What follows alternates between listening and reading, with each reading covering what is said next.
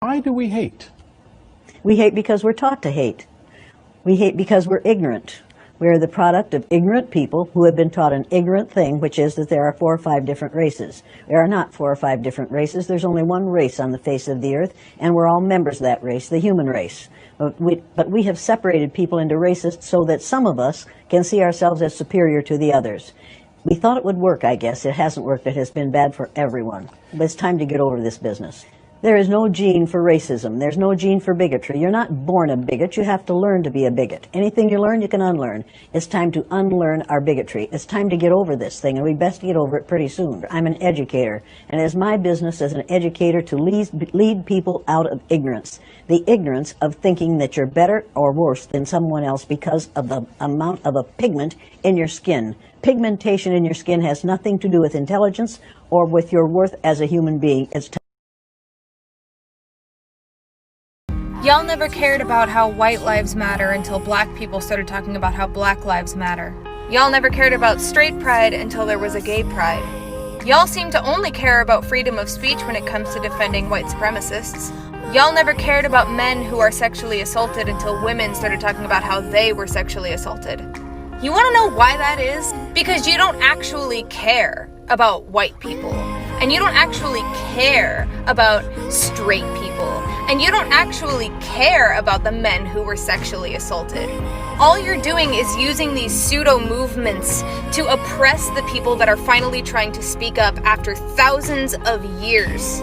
So don't come for me with white lives matter, or what about straight pride, or men get sexually assaulted too, or what about International Men's Day? Because you're not saying those things to fight for equality. You're saying those things to reinforce systematic oppression.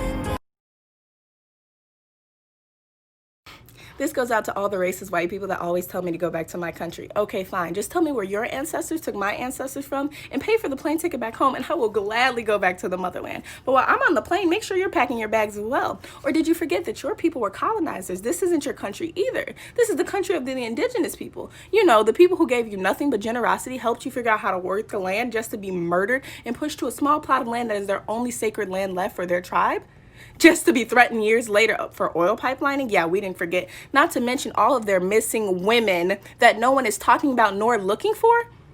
The disrespect just to solely turn around and see you guys wearing their culture as costumes on Halloween. Their culture is not nothing to play with, honey. You do not get to try it on just to disrespect them in their own land.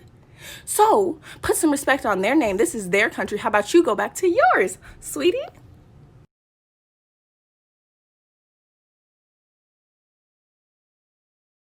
Okay guys, today we're talking about parentification. A parentified child is a child that is used to fulfill caretaking responsibilities that are usually assumed by the parents, such as sibling care or financial help, or in some cases, emotional support to the parents. I bring it up because I find a lot of people make jokes about being the emotional support eldest daughter, things like that, and it's kind of assumed to be a normal thing, and it's not. Parentification is a type of abuse from your parents, whether they intend to do it, whether you see it that way, whether you feel like you were really affected at all into your adulthood. Some long-term effects of parentification can include lower self-esteem, anxiety, depression, and stressed relationships with peers or romantic partners that make it hard for you to open up. Many parentified children go on later in life to assume caretaking roles, and they never realize that what happened was abuse.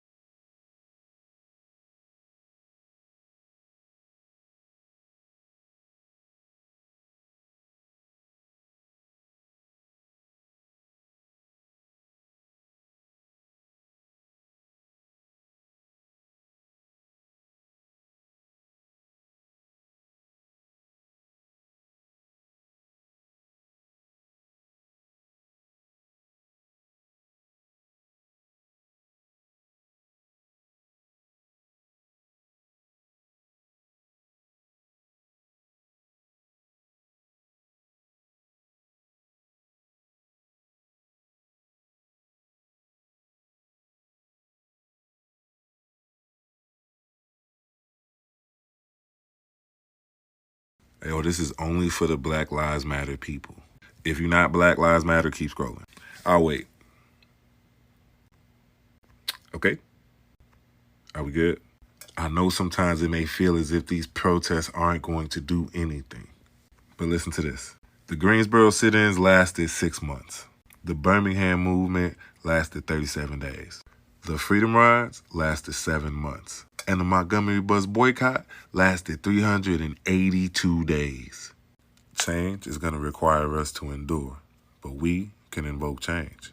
And to end on a bright note, more conversations have taken place about police reform and legislations being passed in the last 2 weeks than there has been in the last 155 years.